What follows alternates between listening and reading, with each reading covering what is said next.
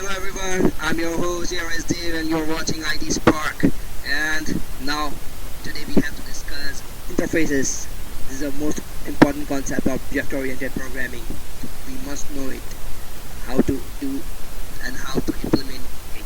We have already designed a simple mockup. Uh, an interface contains definition for a group of related functionalities that are non-abstract class or strict must implementation. An interface may define static methods which must have an implementation. In this image, now we have inside the code that is a simple interface calling two main methods, settings and play. Settings have two parameters, integer vid and string vname.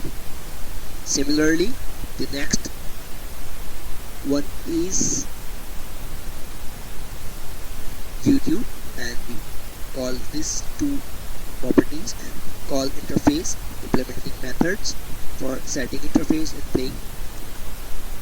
We just setting and return values, nothing new, and we call in the main program for YouTube with their interfaces, call player and call setting for music.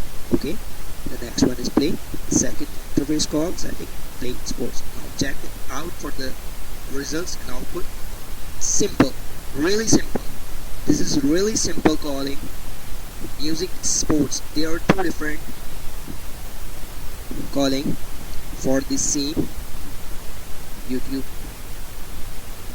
channel, and this is the two different for interfaces. We are implementing methods with the help of interfaces.